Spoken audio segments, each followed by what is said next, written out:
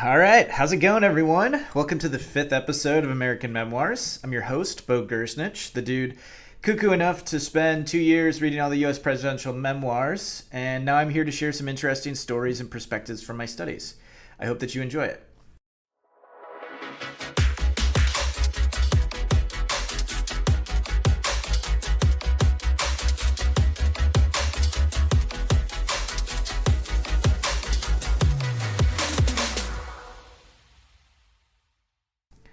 For today's episode, we're going to continue on in the era of World War II and talk through the surrender of imperialist Japan, which will include the lead up to Truman's decision to drop the atomic bombs, as well as the immediate political ramifications in the East.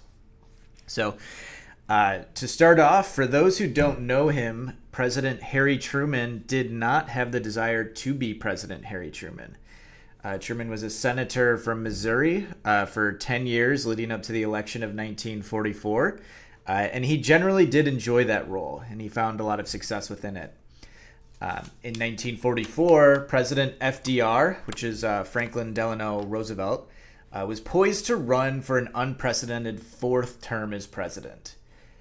The reasoning for breaking precedent was the same as when he broke it for his third term, which was war was at hand across the globe, and the political operatives at the time did not want to switch leadership at a time like this.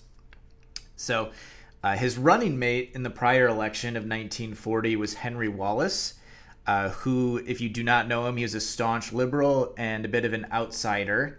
And you could really draw a very strong comparison of today's Bernie Sanders. So has a lot of across different populations of people, but generally doesn't get along really well with anyone politically, and so he's a little bit of an outsider.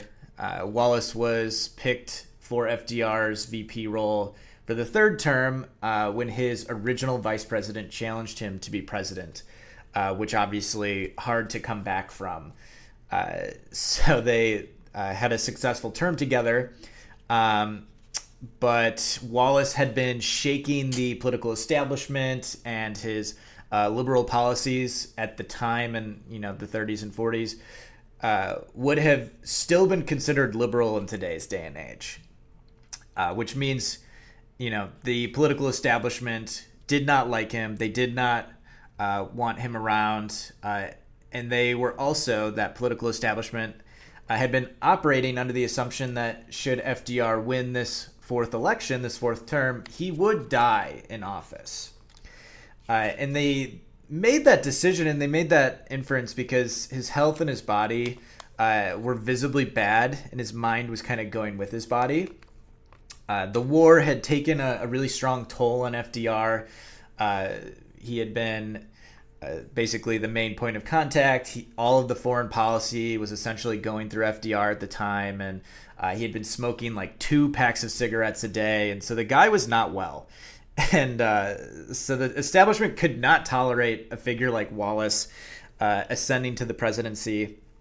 So it was under those assumptions that political pressure afforded a more neutral candidate, and Harry Truman ended up being that candidate for vice president.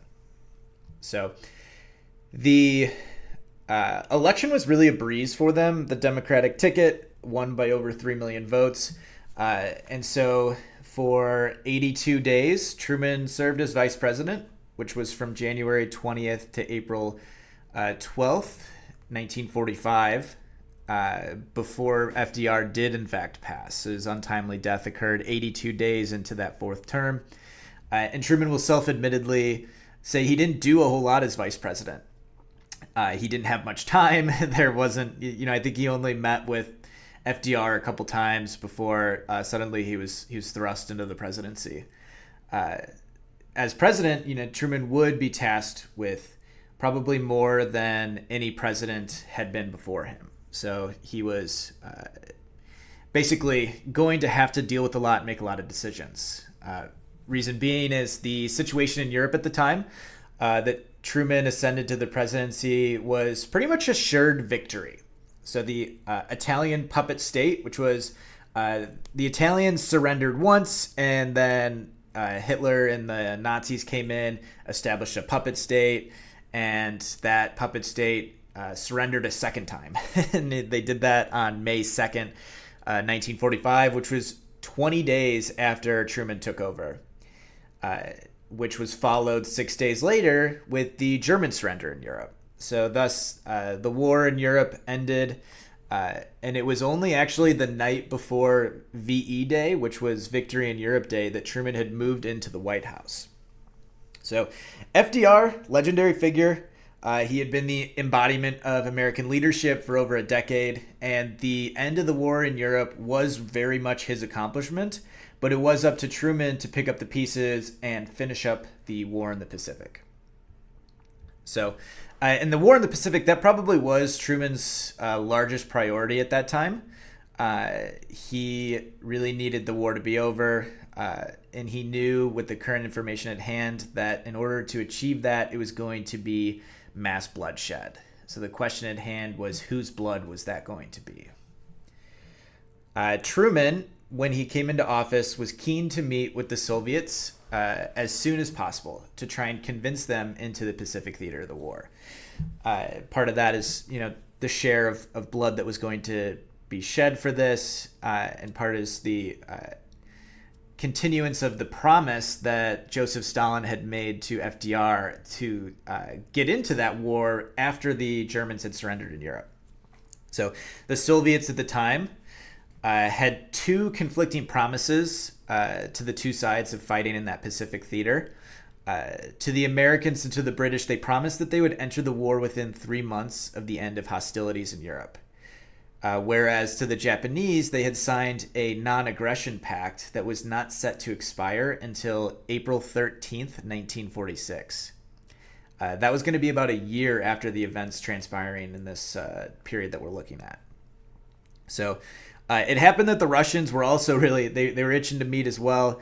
They wanted to resolve and affirm the winnings that they were to receive in the aftermath of the fall of Germany. While a lot had been tentatively agreed to 2 months prior at their last meeting of the Big Three in Yalta, with a new leader in America, they wanted to make sure that the commitments that they received were going to be upheld.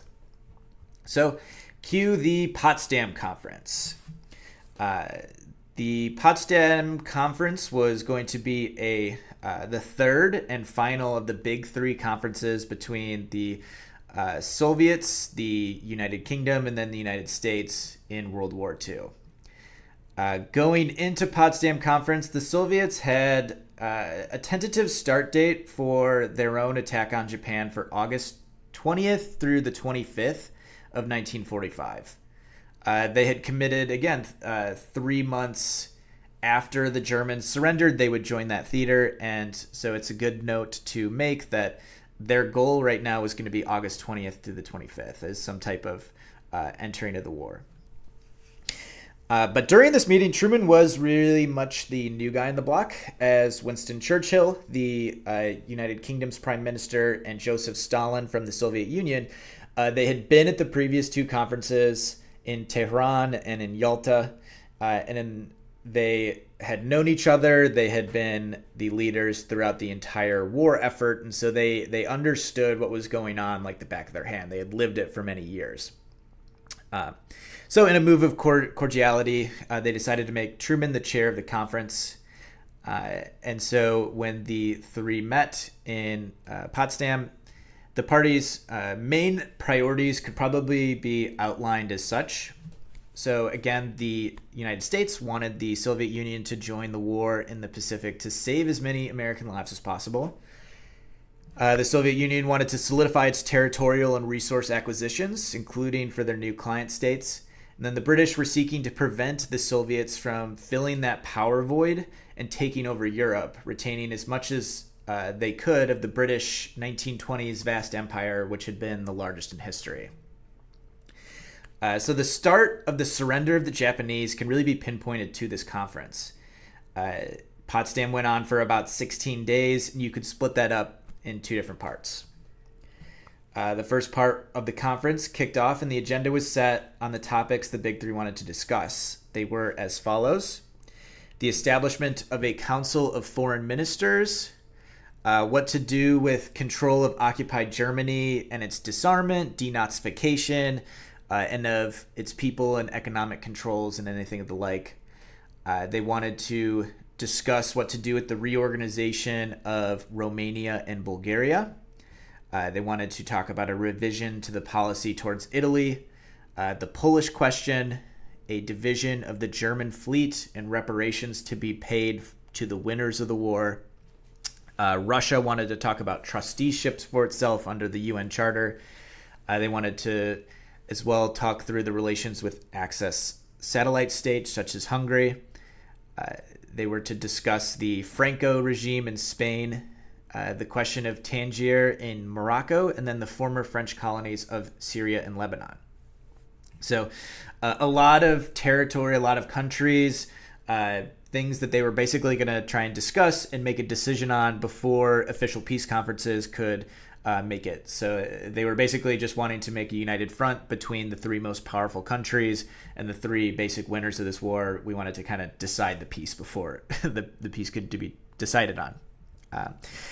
And Stalin, as a negotiator, had a very unique ability to sprinkle in humor that made his intentions less serious and easier to stomach.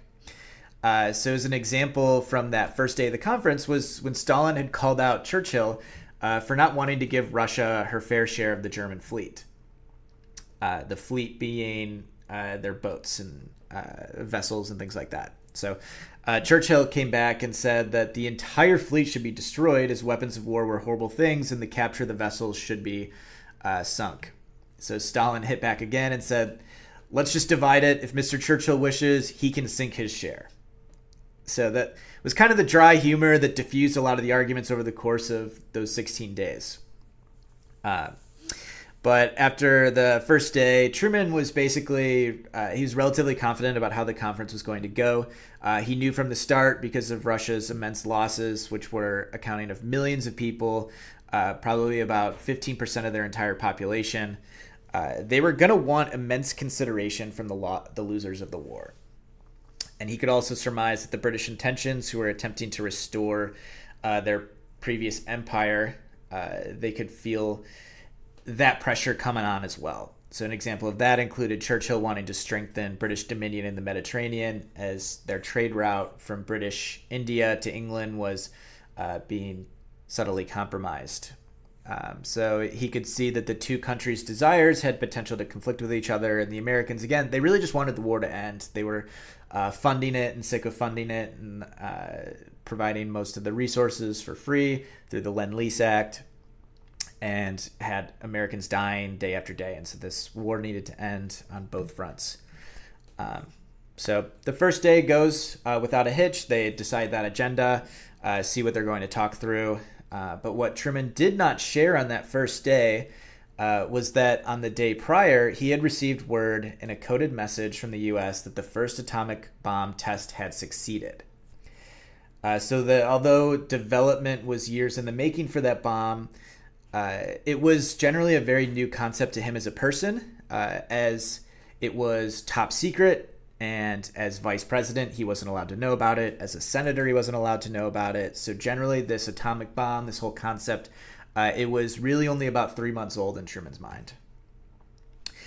But the Americans were very excited about it. Those who had known about the project for a long time, they knew what kind of impact it could have. And so early that morning, on the day the conference started, Secretary of War Stimson, he flew into Potsdam to have an in-person meeting about what that meant for the war. So the American scientists and the military leaders, they weren't fully confident yet in the usage against the Japanese, but they did feel that the successful test, it was a great sign, and they thought in a worst case scenario, it could be available by the end of August. So on that same day, Stalin had demanded from his military that their intended attack between August 20th to the 25th be moved up 10 days. So, and the first day of the conference, Stalin declared to his allies that they were going to do that, and he bumped up their anticipated entrance of the war to August 15th. So America's main objective, again in this conference, was the end of the Pacific War. The U.S. and Australia had been fighting the bulk of that side of the war, and the people back home really wanted it over. So the calculation at the time was going to be over 1 million of lost American lives for a mainland invasion of Japan, and that thought was pretty frightening. So for about 7 more days, the meetings between the three countries continued with mixed success. The tension was becoming increasingly more obvious as the Soviets and the British and U.S. were drawing further apart on issues. So in the background of these meetings, 7 days after the first test, on July 24th, official military authorization was given to use the atomic bomb in Japan. They had declared 4 desired targets, which were Hiroshima, Kokura, Niigata, and Nagasaki. And the target date for the first bomb was at or around August 3rd. So when the military had decided on that authorization, that same day, in between meetings, Truman had casually mentioned the bomb to Stalin. He let the Soviet supreme leader know that the Americans were in possession of a new weapon of, quote, unusual destructive force. So Stalin, he showed no special interest and replied that he was glad to hear it and hoped that he would or that they would make good use of it against the Japanese. So he's pretty nonchalant about this bomb and whatever Truman was sharing, and Truman at the time kind of just took that as a-okay. But really, Stalin had known about the American objective for quite some time through spies he had within the U.S. government. So the Soviets had started their own nuclear research in response to this, but had thus far been unsuccessful. So it's probably likely, based, and this is just me guessing here, that the Soviets had received news of the successful test of the bomb on the same day that Truman did at the start of the conference, given that Stalin's desire to expedite their entry into the Pacific War was made that same day. So the following day of when we authorized the use of this bomb, and Stalin is made personally aware of it from Truman, which is July 25th, Churchill and the British delegation leave the conference as the British need to have an election back at home. So the conference, it effectively goes into recess until the 28th, which gives both the Soviets and the Americans a couple days to figure out their plans. So during this lull, this period between the two parts of the Potsdam Conference, on July 22nd, the Potsdam Declaration is declared, which is on behalf of the U.S., the Chinese, and the British, which outline the conditions of surrender from the Japanese. The Soviets were not included in this, although they were consulted as they had not yet declared war on Japan. I won't read the specific conditions, but a quick synopsis would be that the Japanese need to unconditionally surrender, that they will retain sovereignty over their 4 main islands, and that their militarism and all of that needs to end. Anyone in power needs to leave, but they will not be enslaved as a race or destroyed as a nation, and they will eventually be returned back to their own sovereignty, and that they will, the occupying forces will leave, and that they will be able to retain all of their economic capability in the future once all of these certain objectives are met. So they're actually a very reasonable unconditional surrender that is provided to the Japanese. And so when the Japanese received this ultimatum, sources have said that they were divided on the course of action. So the prime minister, foreign minister, and cabinet secretary, and even the emperor had agreed in principle that the ultimatum was acceptable. It was their military leaders who had opposed this ultimatum, calling it dishonorable. Thus, it was the Japanese decision at the time to wait until their correspondence with the Soviet Union were replied to. So as I said earlier, the Soviets and the Japanese, they had been under this non-aggression pact that they had signed with each other, and so the Japanese were attempting to use them as a mediator with the rest of the Soviets alliance. So 2 days later, on July 28th, the British come back, and they come back without Churchill. So the British had elected a new prime minister to the surprise of the entire conference, and Clement Attlee was now their main man. So the conference resumes, and immediately Stalin shares a note that they had received from the Japanese, and the note goes as follows. On July 13th, the ambassador had the honor to submit a proposal of the Japanese government to send Prince Konoye to Moscow. He had received the reply of the Soviet government, which did not see the possibility of giving a definite reply to the approach because no definite proposal had been made. In order to make the matter more precise, he was communicating the following. The mission of the prince was to ask the Soviet government to take part in the mediation to end the present war and to transmit the complete Japanese case in this respect. He would also empower to negotiate with respect to the Soviet-Japanese relations during the war and after the war. Simultaneously, he wished to repeat that the prince was especially charged by His Majesty the Emperor to convey to the Soviets that it was exclusively the desire of His Majesty to avoid more bloodshed by the parties engaged in the war.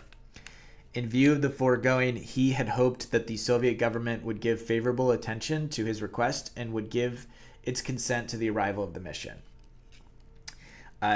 Stalin also shared with the group that the Soviets did not reply to this request yet. The Japanese, they were basically expecting a reply, though, so there's kind of a little bit of a ghosting that was occurring. So while the Japanese did not officially reply to the Potsdam Declaration, they did broadcast on their radio that the proclamation was unworthy of consideration and absurd. So this could have been interpreted as either propaganda to encourage the Japanese people in their war efforts, or it could be seen as an unofficial response from the government. But regardless of that, the official record was one of silence, that the Japanese did not give an official response. So around this time, in secret, Stalin had pushed his military again to move up their invasion date to August 9th. This move up was not shared with Truman, Attlee, or anyone else at the conference. So the remaining 5 days of Potsdam saw the conclusion to most of the points of discussion. Generally, the Soviets made out really well at the conference. They had many territorial and asset acquisitions agreed to before the official peace conference, which basically meant that the peace conference, they were going to do really well at it. The hunger that they had displayed was very clear to the Americans and to the British, and the consciousness of this hunger fueled some of the decision-making regarding the eventual occupation of Japan. So on August 2nd, Potsdam is concluded. And by the time the Potsdam conference was over, Truman had become even more convinced that he had to adopt a tough policy towards the Soviets. Stalin had come to believe even more strongly that the U.S. and the U.K. Were conspiring against the Soviet Union. So on August 6th, 4 days after the end of the conference, Truman was on his way back home on a boat through the Atlantic Ocean, and he received word of the successful hit on Hiroshima with the atomic bomb.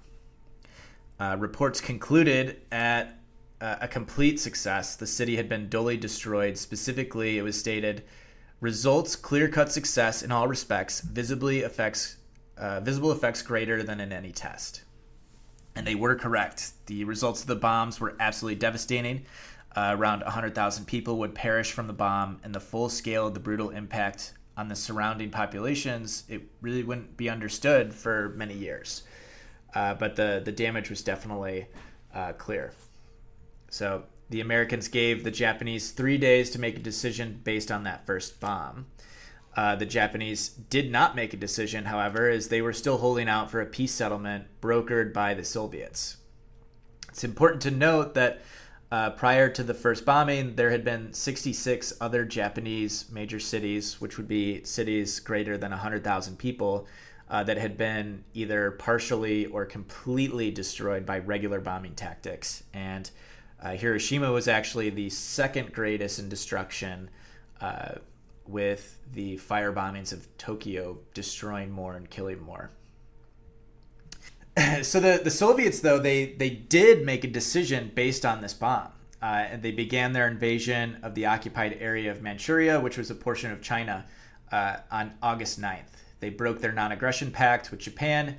And recounting this in his memoirs, Truman states, quotes, "Without warning, while Russian-Chinese negotiations were still far from agreement, Molotov sent for Ambassador Harriman on August 8th and announced to him that the Soviet Union would consider itself at war with Japan on August 9th. This move did not surprise us. Our dropping of the atomic bomb on Japan had forced Russia to reconsider her position in the Far East." So Molotov also sent for Saito, who was the Japanese rep who had been in Moscow at the time. When he asked about how Saito had replied to the news, Molotov explained that Saito was a kind-hearted man and that he was always good. He always had good relations with him. Molotov continued that Saito inquired as to what the Soviet statement meant with respect to the words of, quotes, "to deliver the people from further sacrifices and suffering and to enable the Japanese people to avoid those dangers and destructions which Germany had undergone." Molotov replied that the Soviet government wished to shorten the duration of the war and decrease sacrifices. Saito then remarked that the Pacific War would not be of long duration. So what that basically meant was that with the Soviets joining the war, there really was no longer any hope for the Japanese side for any type of negotiated peace. They were not dumb. They knew that their fate was sealed there. So on August 9th, the Soviets' attack on the Japanese positions continue. Manchuria, a province of China, which was huge, it was like the size of Western Europe. They opened up 3 fronts on the same day, and some of those fronts dove 6 to 7 miles into the country in that first day alone. So August 9th, while the Russians had begun their invasion, we dropped the second atomic bomb on Nagasaki. So less than 24 hours after that day, so it's 7:30 in the morning on the 10th, the Japanese publicly announced on their radio, quote, "In obedience to the gracious command of His Majesty the Emperor, whoever anxious to enhance the cause of the world peace desires earnestly to bring about the early termination of hostilities with a view of saving mankind from the calamities to be imposed on them by the further continuation of war. The Japanese government several weeks ago asked the Soviet government, with which neutral relations then prevailed, to render good offices to restoring peace vis-a-vis the enemy powers. Unfortunately, these efforts to interest of the peace had failed. The Japanese government, in conformity with the august wish of His Majesty to restore the general peace and desiring to put an end to the untold suffering engendered by the war, had decided the following. The Japanese government is ready to accept the terms enumerated in the joint declaration which was issued at Potsdam, July 26, 1945. So after that radio message was declared, the Americans basically stopped fighting. Peace was pretty much tentatively there, but the Soviets did not see it as such, and they continued to cement their territorial gains. So the Soviets, in this short window of time, took over all of Manchuria, and they also landed on the northern side of the Korean Peninsula and cemented all of their occupational territory north of the 38th parallel, which would become known as North Korea. In addition to these large plots of land on mainland China and on the Korean Peninsula, Stalin requested of Truman an occupational area on the island of Hokkaido, which, in addition to the newly acquired Kuril Islands, which fully sealed off the Sea of Okhotsk, they were a significant strategic importance to them. But Truman, seeing what happened at Potsdam and seeing how they had been, or how they, being the Russians, were treating the Germans and their territorial acquisitions and their client states, within the Eastern Hemisphere of Europe, just said no. Like, you're not getting any type of occupational say within Japan. You can join the forces under MacArthur, as all Allied forces can, but there will be no like Soviet area, and that made Stalin very angry. So he felt that it was entitled to it, but regardless, he did not have the capability to fight back too much on that. So the Soviets took over what they could in the 11th hour and 59th minute of the war. So the end results were that Manchuria and the Japanese weapons in that state were surrendered to the Russians within the next year or so were basically just given over to the Chinese communists, which is a part of the story that I haven't really expanded much on. But beforehand, there was civil war going on in China between the nationalists and the communists that the Soviet Union had been playing a minor part in. But at the point where Japan invaded, they basically said, hey, no more civil war until this is over. We got to get rid of the Japanese. But once the Japanese were gotten rid of, the communists had kind of buddied up with the Soviet Union, and they got all their weapons. And so the nationalists didn't really have that opportunity under Chiang Kai-shek. And so the Chinese Civil War, after the end of World War II, it didn't last a whole lot of time before the communists had taken over most of mainland China, which has led to communist China that we see today. And it also scared away the nationalist government, which ended up on the island of Taiwan. And we still hear about conflicts with that island between, one China policy and all of that. And so a lot of the decision making from that can really be taken from, the Soviets' very last minute invasion and their ability to take over parts of China that they then gave over to the communists. And the other major demographic is going to be the Koreans, which the Soviet Union came in and they occupied north of the 38th parallel, which was kind of just this thing that they agreed to in passing.